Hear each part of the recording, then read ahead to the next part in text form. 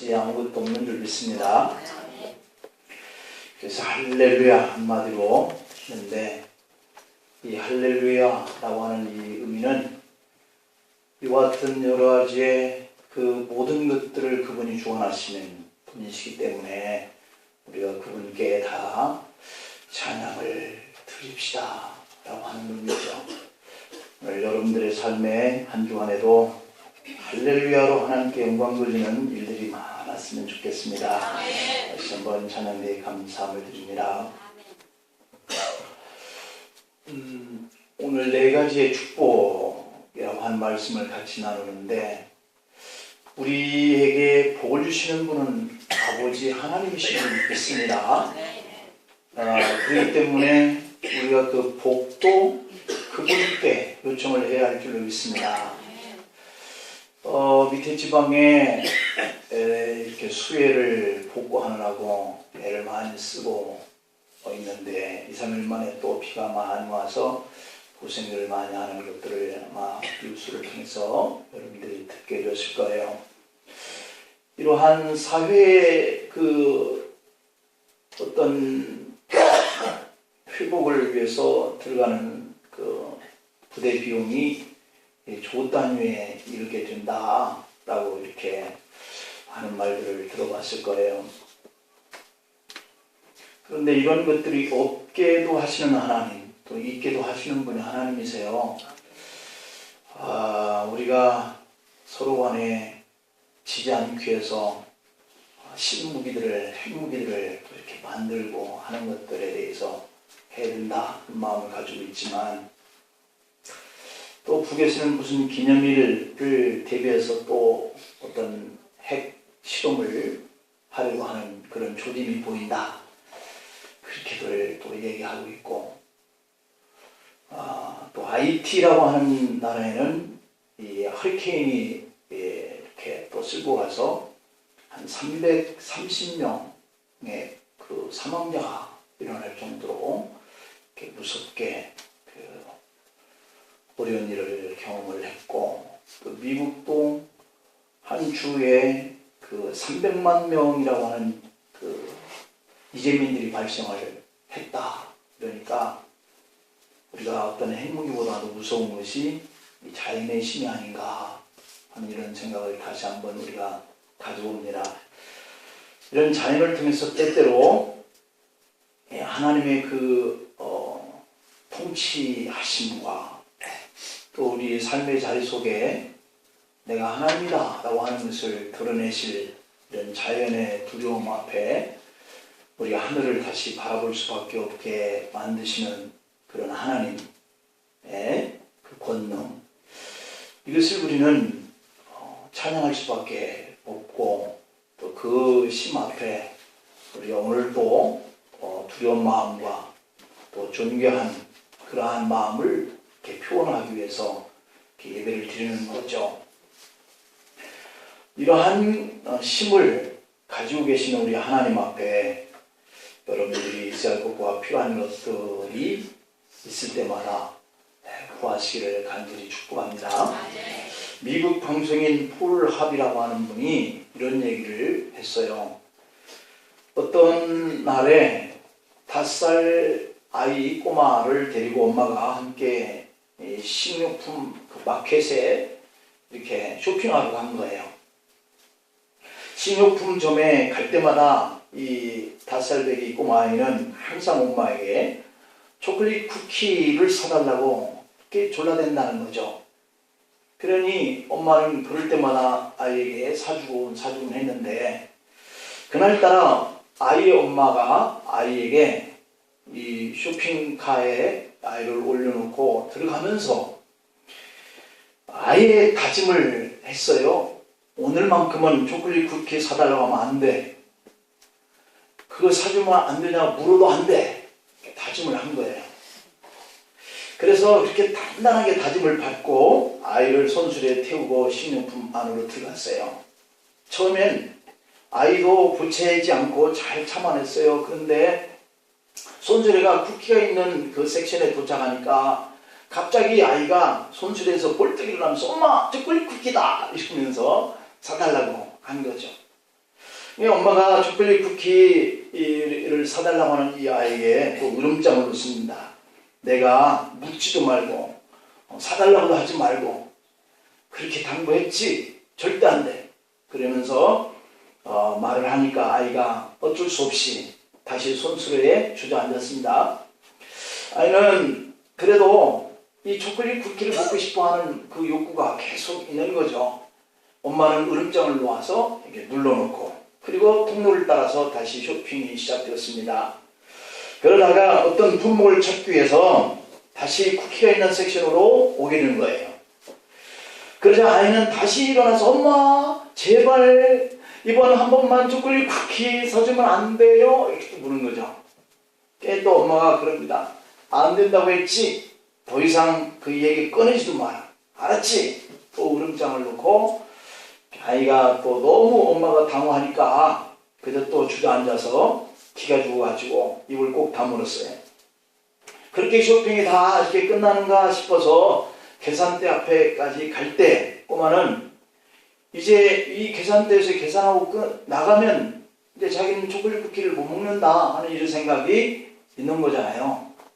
이제 마지막 기회다 이런 생각을 가지고 계산대 줄에 쭉 서 있는 이런 통로에서 사람들이 있는데 드디어 순서가 돼서 계산을 하려고 바로 하는 그 직전에 이 아이가 또 소리를 지릅니다. 엄마 나사렛 예수의 이름으로 초콜릿 쿠키 좀 사주세요. 얼마나 먹고 싶었으면 나사렛 예수의 이름으로 사달라고 했어요. 그 장면을 보고 계산대 주변에 있는 사람들이 와 같이 다 웃은 거죠. 저 아이가 얼마나 먹고 싶었으면 저렇게 미쳤을까. 그러면서 이 아이를 위해서 주변에 있는 아줌마들이 막 박수를 쳐준 거예요. 그러다가 아이가 귀엽다고 여기저기서 줄 서 있던 아줌마들이 이 초콜릿 쿠키를 사서 아이에게 안겨줬는데 무려 23박스 쿠키를 얻었다는 거예요. 여러분 오늘날 많은 신앙인들이 하나님 앞에서 너무 구하는 것을 하지 못하고 있는 거 아닌가 하는 데에 대한 의미를 부여하는 그러한 이야기예요. 혹시 구할지라도 잠깐 구하다가 그만 포기하는 내 모습은 없는가? 그런데 우리에게 많은 것을 주시는 주님이 말씀하시는데 구하라. 그러면 주실 것이다. 이렇게 약속하고 있다는 것을 믿으시길 바랍니다. 그래서 기도는 신앙의 진실성을 보여줄 그런 가장 중요한 우리의 행동이다 라고 하는 거예요. 그것을 통해서 은혜가 오고 그것을 통해서 복이 우리에게 흘러 들어온다. 그러니 이 기도를 통해서 하나님이 이 온통에 우리가 부를 이렇게 누릴 만한 것들을 개발하고 세워놓고 하는 이런 것들을 이 허리케인 하나 이런 태풍급 하나 와서 휩쓸고 가면 그냥 집도 둥둥 떠내려가고요. 쌓아놓은 것들도 다 하루아침에 잃어버리고 하는 이런 힘을 가지고 계신 분이 하나님이신 것인데 또한 그것을 갖게 해서 세우게 하신 분도 하나님이 그 애들에게 복을 주셔서 하신 것들인데 우리가 이 비법을 모르는 거예요. 우리가 정말로 얻고자 바라는 그런 것들이 있을 때 그 은혜가 주님께서 주시는 것들로 얻는 것이고 또 그 복도 주님을 통해서 흘러들어온 것이다 라고 하는 이 사실을 우리가 알면 만사를 변화시키고 상황과 이런 환경을 역전시키게 될 줄로 믿습니다. 많은 믿음의 신앙 사람들은 기도를 통해서 오늘 이 어려운 현실을 극복해 내려고 하는 이러한 위대한 삶을 지금까지 살아왔어요. 오늘 본문 말씀을 보면 기도를 통해서 힘든 현실을 극복한 한 인물이 등장하거든요. 그 믿음의 신앙인이 바로 야베스라고 하는 인물이죠. 우리와 다 동일한 그런 인성을 가지고 있는 그런 사람이에요. 야베스는 다윗 왕의 지파인 유다 지파에 속했다라고 하는 것이 오늘 이 4장 1절에서 유다의 아들들은 하면서 쭉 기록하고 있는 유다의 자손들의 족보에 들어간 사람들을 밝히고 있어요. 그 가문을 보면 그렇게 이 야베스는 유다 가문에 그렇게 특별한 대단한 그런 가문은 아니었다라고 하는 거예요. 그래서 역대상 3장에 나오는 이 왕족의 족보에도 들어가지 못하고 이 4장에서야 드디어 야베스가 등장을 하고 있어요. 그러니까 3장에서부터 계속해서 그의 족보들이 쭉 기록되고 있는데 4장의 끝무렵에서야 이 야베스가 그 족속의 족보에 표현을 하고 있는데, 그리고 오늘 본문 9절에 이르러서 잠시 열거하고 있는 그 족보에 나오는 사람들 이름만 쭉 이렇게 거론하고 있다가 이 야베스에 이르러서 잠깐 뭔가 이렇게 제시를 하고 있는 내용이에요. 그 유대인들은 보통 아버지가 이름을 지어주는데 어머니가 이 야베스 이름을 지어줬다라고 하는 것을 보면 아마 이 야베스는 유목자였을 것이다 라고 하는 거예요. 난산을 했어요. 본문 9절에 보니까 그를 낳을 때 내가 수고로이 낳았다 이렇게 표현하고 있는 말씀을 보면 야베스를 출산할 때 그의 어머니가 난산을 했다. 아주 어렵게 출산을 했다. 그런 가운데 태어난 사람이 야베스다. 이렇게 추정을 해봅니다. 그래서 그의 어머니가 그의 이름을 그냥 그 난산의 고통을 통해서 얻은 생명이다. 이런 의미로 고통이라고 하는 이 뜻을 가지고 있는 이름 야베스라고 이름을 지었다라고 하는 거예요. 그래서 이 아이가 어머니가 생각할 때는 뭔가 이 정상적인 그러한 신체를 갖지 못한 어떠한 조금 떨어지는 그런 신체를 가지고 태어났지 않았나. 그래서 이 아이의 앞길이 이제 고통의 그 길이 환하구나 하는 이런 의미를 가지고 해석한 그 어머니가 야베스를 이름을 할 때 그러한 뜻으로 지었다.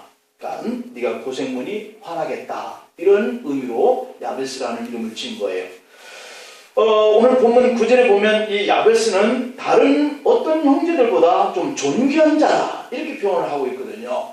그러니까 이름들만 쭉 거론하고 있는 다른 형제들보다는 이 야베스에 딱 거론을 하면서는 뭔가 존귀한 자다. 이것을 이렇게 접목을 시키고 그 내용을 기록을 했다. 그러니 그 이름 고통의 문이 환할 것 같다. 이러한 엄마의 이름으로 붙여진 이 야베스 이름이 가진 뜻이 나쁘다, 잘못되었다 라고 하는 이런 생각을 우리가 할 수도 있는데, 사람의 생각에는 그런 조금 장애로 태어난 아이 또는 난산을 통해서 태어났을 때의 그 아이를 보고 네가 삶이 평탄치 못할 것이다 이렇게 해서 지어졌던 이 이름, 이것대로 될 것이다 라고 하는 생각들이 우리가 가지고 있는 생각들인데, 그러나 성경에 보면 꼭 그것이 옳은 것은 아니다. 그러니까 이름이 고통의 이름을 가지고 있다 해서 그의 인생이 고통스럽게 사는 건 아니다 라고 하는 거죠. 왜냐하면 그를 이 세상에 보내시고 그를 이 땅에 보내신 그 목적은 하나님께 있는 거예요. 그렇기 때문에 오직 그의 형통하고 그가 저주스럽게 되어지고 하는 이것은 하나님이 하시는 일이라고 하는 거예요. 유대 전승에 의하면 이 야베스는 당대의 가장 유명한 율법학자였다 이렇게 표현하고 있는데요. 그래서 역대상 1장에서 9장까지를 보면 아담부터 이스라엘의 12지파의 족보가 상세하게 기록되어 있고 그 안에 보면 정말 수천 명의 이름이 거의 이름만 기록이 되어 있어요. 야베스에 대해서는 그래도 몇 줄의 기록이 더 있게 된 것을 우리가 발견할 때, 이 사람은 그래도 뭔가 그 사회 속에서 그 영향력을 끼칠 수 있었던 삶을 살았겠다. 뭔가 그 사회에 공덕을 나타내면서 살았던 사람이겠구나. 이런 생각을 우리가 가져볼 수 있어요. 왜냐하면 이 기록을 하던 이 사람이 잠시 야베스에 이르러서는 이 사람을 그냥 이름만 거론해서는 안 될 것 같은 어떤 영향력을 가지고 있었던 사람으로 이렇게 알았던 것이죠. 그래서 그는 존귀한 자다 이렇게 표현을 했고요. 야베스는 그러한 태어날 때 불행한 존재로 태어났지만 그 불행을 그가 삶의 자리 속에서 극복을 해내서 사람들에게 이 고통의 사람이 존귀한 사람이 되었다라고 하는 것을 뭔가 남길 필요가 있었다라고 하는 거예요. 그렇다면 이 야베스가 어떻게 이렇게 고통의 사람이어야 하는데 그가 고통의 사람이 아니라 존귀한 자라라고 이렇게 되었을까라고 하는 것이 오늘 우리가 생각해 볼 그러한 메시지예요. 그 첫째는 하나님께 복을 달라고 기도했기 때문이다 라고 하는 거예요. 복을 달라고. 오늘 이 10절 말씀을 보면 우리가 간혹 너무 기복적으로 우리가 신앙생활을 하는 것이 문제라 그러지만 또 이렇게 하나님 앞에 구하는 기도를 할지 모르는 것 또한 문제인 거죠. 그래서 분명히 이 복이라고 하는 것은 하나님을 통해서 오는 것인데 우리가 그 복을 구하지 않은 것이 상당히 문제다. 그래서 복을 얻지 못한다라고 하는 것을 깨달을 수 있는 내용이 오늘 이 10절 본문의 내용이에요. 10절을 한번 다시 보면 야베스가 이스라엘 하나님께 아뢰어 이르되 라고 이렇게 하면서 기도를 하는 거죠. 주께서 내게 복을 주시려거든 라고 이렇게 표현을 하고 있단 말이에요. 그러니까 오늘 이 야베스가 기도하고 아뢰고 한 그 10절의 내용 속에서 이 야베스가 네 가지의 기도를 하고 있는 대목의 첫 번째는 바로 하나님 내게 복을 주세요 라고는 기도였어요. 야베스가 하나님께 기도하는데 주께서 내게 복을 주시려거든 라고 이렇게 기도했다는 얘기죠. 우리가 이 개정을 보기 전 개역 한글 성경에 보면 이 부분이 주께서 내게 복을 주시려거든 이렇게 기록이 되어 있지 않았어요. 바꾸기 전 성경에 보면 원컨대 주께서 내게 복을 도하사 라고 이렇게 기원문으로 기록이 되어 있다라고 하는 것이에요. 그런데 오늘 우리가 성경에서 주께서 내게 복을 주시려거든 이라고 하는 이 번역을 이렇게 다시 해서 기록하는 이 내용인데 내게 복을 주소서라고 하는 이 기원문을 조건문으로 바꿔서 번역을 했다라고 하는 것이 우리가 마땅치 않은 번역이라고 하는 점이에요. 그러니까 전에 개역 한글 성경이 더 훨씬 더 나은 번역을 했다 이렇게 보여주는 부분이죠. 이 말씀을 준비하면서 다른 성경의 역본을 찾아보았지만 어느 역본에도 이렇게 조건문으로 번역된 것이 없는데 이 개정 성경에는 이렇게 조건문으로 이렇게 번역을 했다. 그래서 이처럼 새로 나온 개정 성경은 하나님의 어떤 영감성을 좀 떨어뜨린다 이렇게 볼 수가 있겠죠. 그래서 이 단어가 주는 어떤 문학적인 맛도 좀 떨어지고 오히려 전혀 뜻이 다르게 오역이 든 그런 상태가 되어버리기 때문에 개역 한글 성경 번역본보다는 이 부분에 있어서만큼은 이 부분이 잘못 번역이 되었다. 전의 번역이 훨씬 더 우리에게 의미가 더 있는 그러한 번역이었는데 라고 하는 아쉬움이 있어요. 아무튼 이 야베스가 첫 번째 기도 요청을 했는데 더 실감나는 표현으로 말하면 하나님 저에게 진짜로 복 좀 주세요 이렇게 기원을 하고 있다라고 하는 거거든요. 그냥 간절히 요청하고 원하는 이런 의미가 이 본문에 있어요. 그래서 이 야베스는 하나님이 복 주시는 주체자다라고 하는 이 사실을 바르게 아는 사람이다 라고 하는 것이죠. 자기가 복을 받는 것도 하나님이 주셔서 받은 것이다 이렇게 생각하는 거예요. 여러분들도 이렇게 수고하고 땀 흘려서 일한 대가가 오늘 내가 누리는 이러한 그 행복이다 이렇게만 생각을 한다고 한다면 오늘 여기서 우리가 도전을 받을 필요가 있죠. 내게 오는 모든 그 근원은 하나님이 주셔서 내가 받는 복이다 이렇게 생각하기를 축복합니다. 성도는 하나님의 복을 많이 받고 그 또 받은 복을 세상에 전해줘야 할 그러한 신분자인 거예요. 믿음의 사람은 세상에 복을 주고 보다 많이 베풀어야 할 그런 신분으로서 물질을 구하는 기도는 결코 잘못된 기도가 아닌 줄 믿습니다.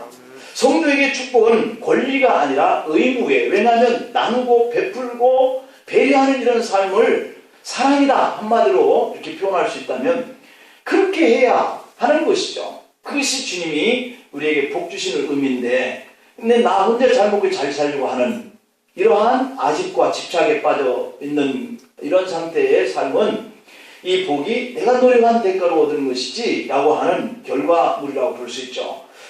야곱강에서 야곱은 복을 달라고 하나님과 씨름하면서 복을 받았어요. 우리도 하나님께 하나님 나에게 복 좀 주세요. 축복해 주세요. 이렇게 기도해야 할 줄로 믿습니다. 그러니까 내가 가난하고 궁핍하고 내가 어려움이 떠나지 않고 계속 이렇게 곤고한 삶을 살고 있으면 내가 하나님께 복을 구하지 못한 소치구나. 이렇게 생각을 할 필요가 있다는 것이죠.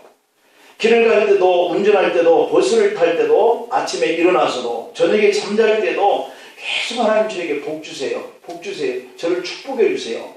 이렇게 기도할 필요가 있다. 아니 그것을 하나님이 우리에게 요청하고 있는 거예요. 그게 아까 우리가 하나님 앞에 할렐루야. 우리가 하나님 앞에 찬송의 영광을 돌리십시다. 이런 의미가 바로 이러한 부분도 거기에 포함되는 거예요. 하나님 나에게 복 주세요. 하나님 나에게 복 주셨군요. 할렐루야. 이런 거예요. 그래서 하나님이 복을 주시면 하나님과 교회를 더 섬기고 더 많은 사람을 섬기고 세상에 그 복이 같이 나눠지고 공유되어질 수 있는 이러한 삶을 사시면 그에게 더 큰 복을 하나님 주실 줄로 믿습니다. 그래서 복을 달라고 구해야 되고 복을 주시면 또한 나눌 수 있는 이런 축복의 사람이 되어야 할 것으로 믿습니다. 두 번째 야베스가 기도한 내용은 뭐냐면 나의 지역을 넓혀달라 이렇게 기도하고 있어요. 10절에 보면 내게 복을 주시려거든 나의 지역을 넓히시고 이렇게 표현하고 있어요. 그러니까 야베스는 복을 달라고 하면서 동시에 자기가 살만한 그 땅의 지역을 자꾸 확장해달라고 이렇게 기도를 했어요. 이 말씀의 문자적인 뜻은 보다 더 넓은 땅을 주세요 이렇게 기도했어요. 아까 우리 김재익 장로님 기도하시는 것처럼 우리 교회가 이 지역에 새롭게 이렇게 변화를 입으면 거기에 걸맞도록 우리 교회도 따라갈 수 있는 이런 데에 돈이 필요하다. 직설적으로 아까 그렇게 기도를 했는데 그러한 거죠. 우리가 하나님 앞에 돈을 주셔서 이 땅을 더 확장할 수 있는 이러한 은혜가 임할 수 있어야 되는데 그것에 따르는 의미가 바로 오늘 이 두 번째 기도문인 거예요. 보다 더 넓은 땅, 내가 지금 살고 있는 이 땅보다 더 넓은 땅을 달라. 이렇게 직설적으로 기도하는 그런 화법을 이 야베스가 썼어요. 넓은 땅이라고 하는 것은 그 당시 유대 사람들이 살아가는 사회 속에서 가장 큰 축복의 표시였어요. 요즘에는 우리가 현금이 많으면 그 사람이 많은 재물을 가지고 있는 사람이다 이렇게 표현하고 있고, 왜냐하면 전에는 막 큰 집에서 큰 집들을 가지고 사는데 이게 현금이 없으니까 큰 집을 유지할 만한 생활할 만한 것들이 자꾸 약화되니까 연세 드신 분들이 큰 집에서 돈은 없고 이 부동산 움직일 수 없는 것들을 가지고 있어 본들 소용이 없으니까 이제는 그 집을 담보로 해서 평생 동안 살아갈 수 있도록 은행에서 그것을 저장 잡고 그에게 매달 얼마씩을 지급하는 이러한 제도가 이제 생겼어요. 그게 뭐냐면 바로 이렇게 머물러 있어서 아무것도 할 수 없는 그런 것이 큰 부요함이다 라고 하는 이런 땅이나 건물들, 이런 것들이 바로 이 유대 사회 속에서 가지고 있었던 부요함의 어떤 상징적인 거였어요. 그래서 지금 가지고 있는 이 땅보다 더 넓은 땅, 이것을 가지고 있는 사람은 그 사회에 영향력을 끼치고 행사할 수 있는 사람이다, 그런 생각을 가지고 있었고, 그 땅에서 얻는 이 수확이 곧 그의 부유함을 가지게 되는 그런 요인으로 생각을 하게 된 거죠. 그래서 사람들은 그 땅을, 지역을 넓게 가질 수 있게 해달라고 기도하는 거죠. 마음만 선하게 먹으면 넓은 땅은 이웃을 섬길 수 있는 가장 중요한 자산이기도 해요. 오늘 본문 9절에서 야베스는 존귀한 자 이렇게 표현을 했는데, 그것을 보면 자기만 생각하는 사악한 지주가 아니었다는 것을 알 수 있어요. 왜냐하면 이 욥이 우스 땅에서 살면서 자타가 공인할 만한 의인이다 이렇게 표현한 것은 그가 부유한 재물을 가지고 주변의 어려운 사람들에게 많이 나눠주고 배려하면서 삶을 살았기 때문에 다른 사람들도 그가 의인이다 이렇게 인정을 하고 존경을 받았던 사람이 될 수 있었어요. 그러니까 이 시대에 바로 이 야베스라고 하는 이 인물도 바로 그렇게 넓은 땅을 가지고 있는데 사람들이 그를 알기를 이렇게 존귀한 사람이다 라고 하는 영향력을 끼칠 만한 삶을 살았기 때문에 그 족보에 이름만 거론하고 있는 이 족보에 갑자기 이 야베스라고 하는 그 인물이 왜 존귀한 사람이라고 그랬나 하는 것을 남길 필요가 있었다고 하는 거예요, 기록자가. 그래서 넓은 땅을 차지하고 있었을 뿐만 아니라 그가 사람들에게 이러한 땅을 통해서 얻어지는 수확을 같이 공유하고 나눌 수 있는 그러한 사람이었던 것을 우리가 표현을 해볼 수 있습니다. 야베스는 이스라엘의 가장 대표적인 지파인 이 유다 지파의 출신이었지만 자기 지파만 생각했던 사람이 아니다. 그래서 위대한 리더라고 하는 것은 이 사랑과 섬김의 지경이 넓은 사람을 이렇게 말해요. 그래서 우리가 대통령을 앞으로 세울 때도 그 사람의 과거를 이렇게 돌아보면서 어떤 리더십을 가졌던 사람인가, 이것을 우리가 잘 이렇게 살피고 찍을 필요가 있어요. 자기 당, 자기가 사랑하는 소속돼 있는 당, 이런 당을 뽑아놓으면 역사가 말해주듯이 잘 되지 않잖아요. 그런 것처럼 이분이 얼마나 이 나라, 이 백성들을 위해서 사랑하는 마음을 가지고 섬겼던 사람인가, 이런 것들을 우리가 리더십으로 하나 이렇게 꼽을 수 있겠죠. 그래서 그런 의미 속에서 우리가 선교 마인드를 우리가 좀 가질 필요가 있다. 보다 많은 사람에게 내가 가지고 있는 이 기쁨과 내가 가지고 있는 이 즐거움과 행복을 좀 나눠서 그들에게 줄 수 있는 것, 이게 바로 웃음과 기쁨의 복을 주는 사람, 또 더 많은 사람과 백성을 섬기는 그런 꿈과 비전을 가진 사람이 될 수 있죠. 여러분들이 갖기를 축복합니다. 지금 유대인들은 세계를 주름잡고 있어요. 미국을 좌지우지합니다. 뉴욕 월가에 돈줄을 잡고 있는 사람들, 그리고 언론과 문화계와 영화계까지도 잡고 있는 사람들이 유대인이에요.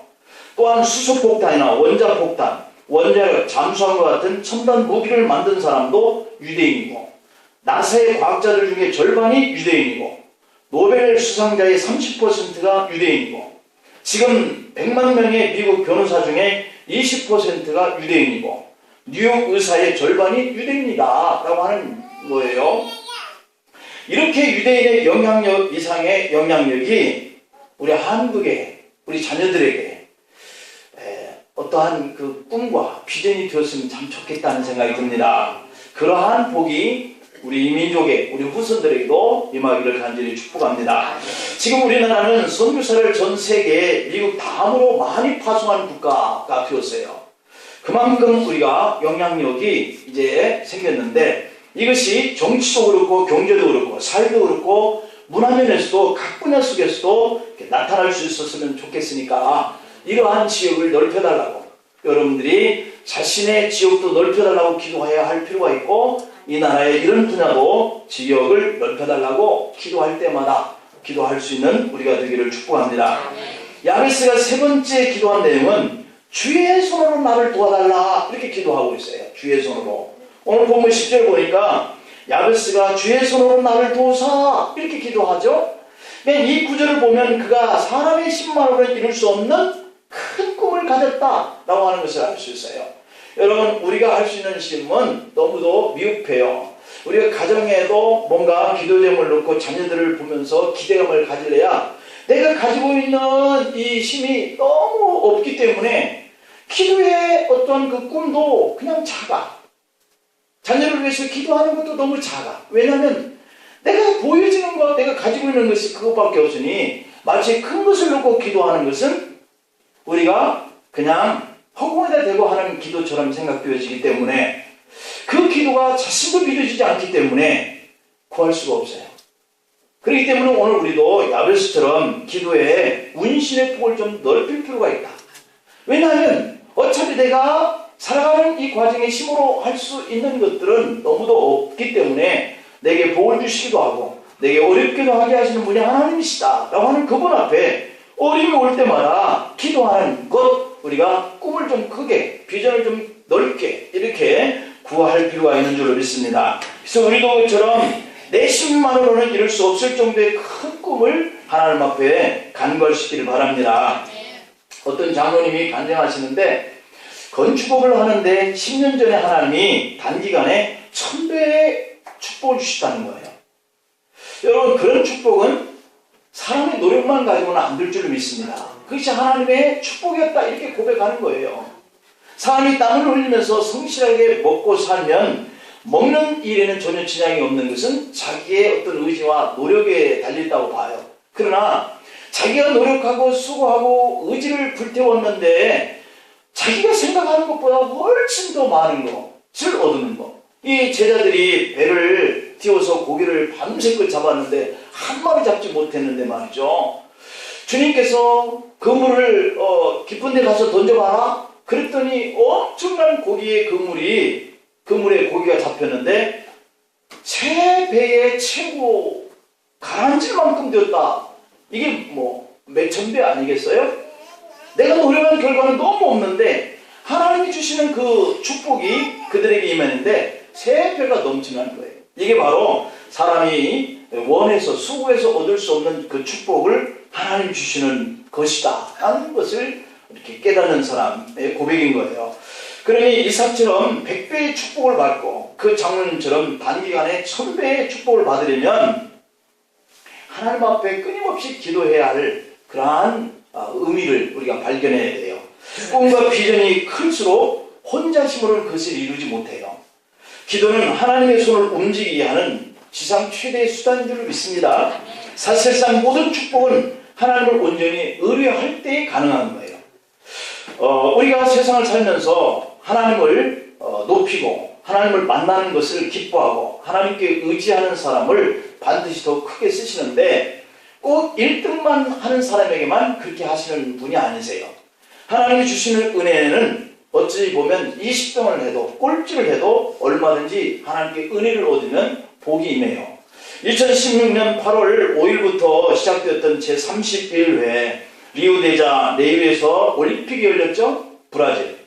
여자 5000m 달리기 시합에서 시합 도중에 두 선수가 엉켜가지고 넘어지고 말았어요. 한 선수가 먼저 일어났지만 다른 선수가 쩔뚝거리면서 일어나는 것을 보고 혼자 뛰지 않았어요. 먼저 일어난 선수는 혼자 뛰지 않고 절뚝거리는 선수를 부축해서 느리지만 둘 다 5000m를 완주했어요. 모든 관중이 그것을 보고 중계진들이 그것을 보고 언론과 시청자들이 그것을 보고 두 선수에 대한 감동을 받은 거예요. 어쩜 저럴 수가 있나 그러면서 박수를 보낸 거죠. 육상 심사위원들은 올림픽 정신을 보여준 이 두 선수에게 특별히 기회를 준다. 그래서 두 선수 모두가 결선에 통과했다라고 하는 거예요. 꼴찌를 했지만 최선을 다했기 때문에 사람들은 감동을 받고 그에게 은혜를 베푼 거예요. 어떤 일이든지 우리가 최선을 다해서 열심히 하면 하나님도 은혜를 넘치게 줄 줄 믿습니다. 성도 여러분, 나에게 어떤 백그라운드가 없다라고 하는 것 때문에 이렇게 자신을 탓하면 안 될 줄 압니다. 왜냐하면 우리의 백그라운드는 하나님이세요. 조상과 환경을 탓해서도 안 되고 돈이 없어도 누구를 탓해서도 안 돼요. 참된 믿음이라고 하는 것은 이 환경과 변명을 이기는 힘을 믿음이라고 하는 거죠. 그래서 물론 우리가 때로는 돈이 필요합니다. 돈이 많으면 때로는 사람의 마음도 넓어져요. 때로는 그 돈이 사람의 체면도 세워줘요.